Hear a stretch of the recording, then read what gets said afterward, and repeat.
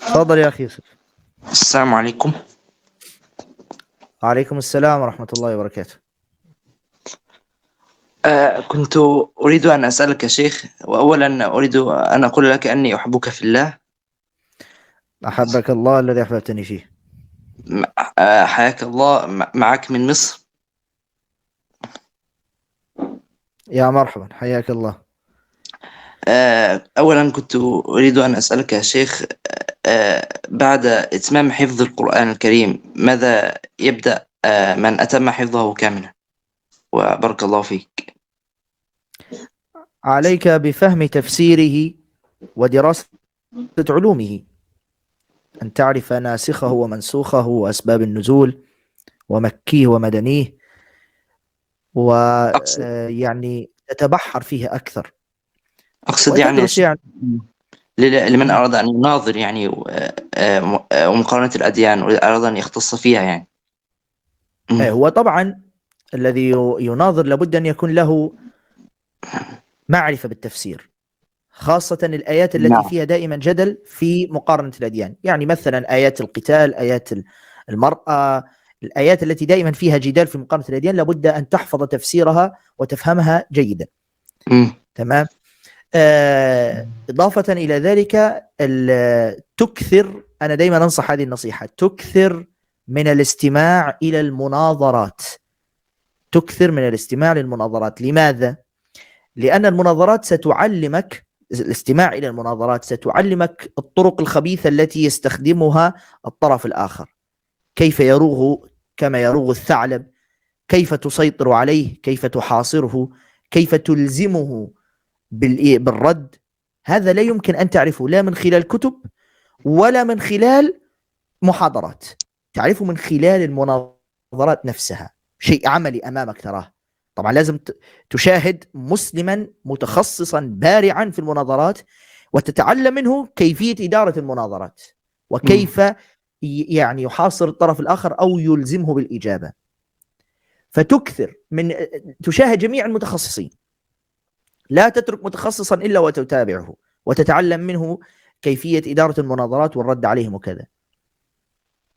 فهمت؟ بارك الله فيك يا شيخ.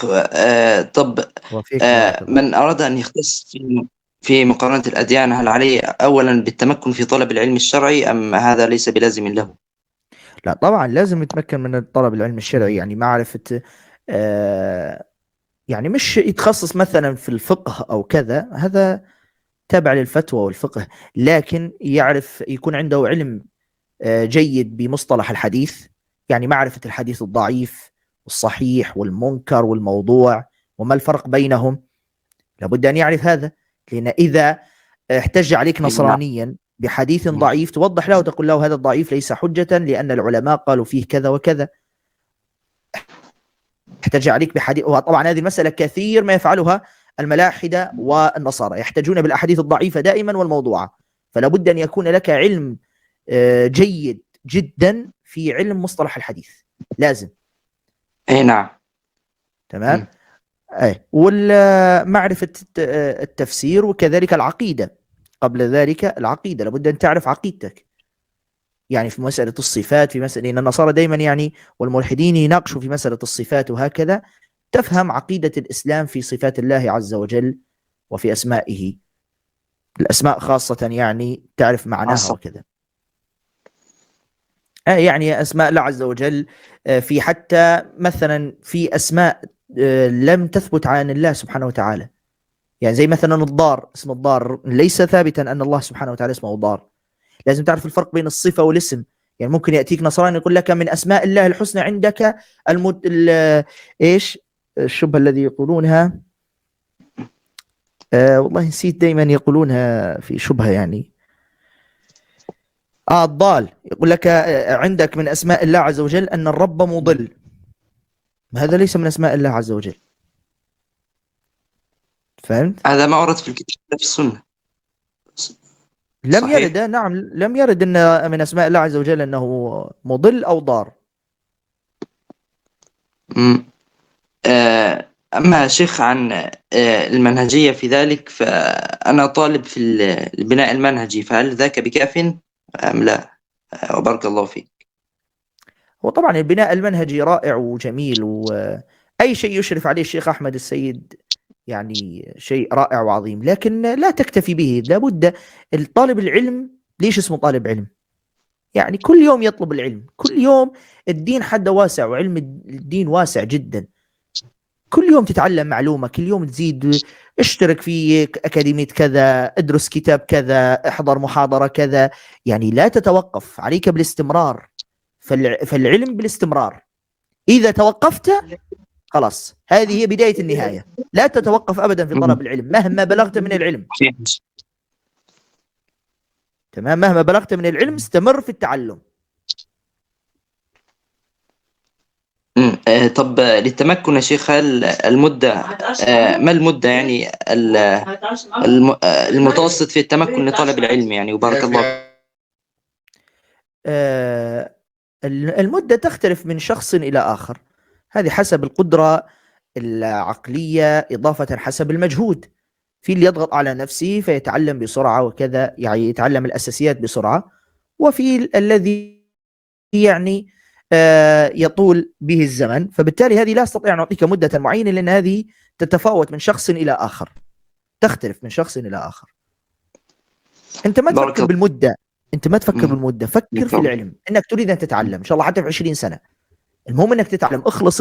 أنت هدفك الأجر عند الله عز وجل، مش الظهور أمام الناس وأنه يمدحوك ويقولوا هذا العالم الفلاني.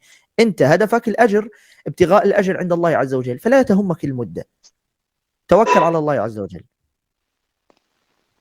بارك الله فيك يا شيخ، وأفادنا الله بعلمك. آمين وإياك، بارك الله فيك. آخر سؤال يا شيخ، آخر سؤال. كنت أريدك أن تقول نصيحة يعني عن الفتن، بالذات فتنة النساء يعني، وكيفية الابتعاد عنها وما إلى ذلك، والطرق لاجتنابها. هي أولا تزوج. هذا يعني هذا أول ما تفكر فيه، عليك بالزواج. يعني يصعب الأمر، انشغل بما ينفعك. يعني إذا انشغلت بطلب العلم، انشغلت بالعبادات، هذا لا يجعلك تفكر في النساء. لأن إذا الشخص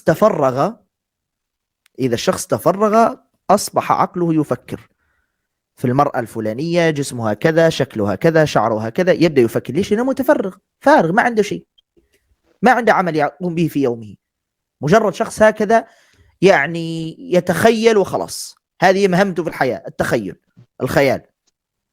تمام. فأول شيء أنصح بالتعجيل بالزواج. إذا لم يتيسر ذلك، فالأمر الثاني أن تملأ وقتك، تملأه بالعبادات، من ضمنها الصيام، الصلاة، النوافل وكذا، وطلب العلم. أضف إلى ذلك أن عدم التقرب أو عدم الاقتراب من أي شيء يقربك من النساء، مثلا اختلاط، حديث مع النساء لأي سبب، إنما الحديث يكون للضرورة. تمام. وبحكم أنك أنت لست شيخا ولا طالب علم، ولا يعني حتى تسألك النساء وكذا، اقطع الحديث معهن نهائيا. يعني فيش داعي أنك تتكلم معهن. يعني احنا نتكلم عن ضرورة. يعني مثلا أنت شيخ أو عالم أو دكتور مثلا أو كذا، تكلمت معك امرأة في علاج معين أو فتوى معينة وكذا، تجيبها. لكن ما دامك لست كذلك، فاقطع الحديث معهن بشكل نهائي يعني. تمام. واشغل نفسك وأكثر من الدعاء بأن يعصمك الله سبحانه وتعالى من الفتن ويسهل أمرك في الزواج. بارك الله فيك يا شيخ، بارك الله فيك. وفيك بارك الله. السلام عليكم. تريد أن تقول شيئا آخر؟ شيء في السريع يعني، ما هل مراجعة القرآن في شهر كافية لمن حفظه يعني؟ شهر معناته كل يوم جزء. أي نعم. هل هذا كافي للتثبيت يعني وما إلى ذلك؟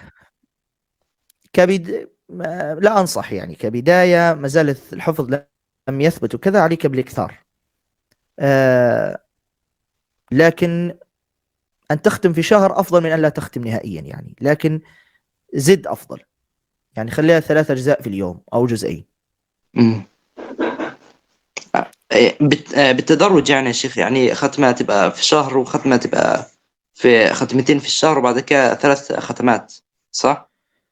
لا مشكلة، تمام. مم. المهم بس يعني إذا أردت أن تمشي تدريجيا في الإكثار لا بأس، لكن ما تثبت على هذا الموضوع، يعني تثبت بشكل طول العمر ختمة في الشهر، ختمة في الشهر، لا زد يعني. إن شاء الله. و أسأل الله تعالى أن يبارك فيك، وأشهد الله تعالى أني أحبك في الله شيء. بارك الله فيك، أحبك الله الذي أحببتني فيه. جزاك الله خير. السلام عليكم السلام ورحمة الله وبركاته.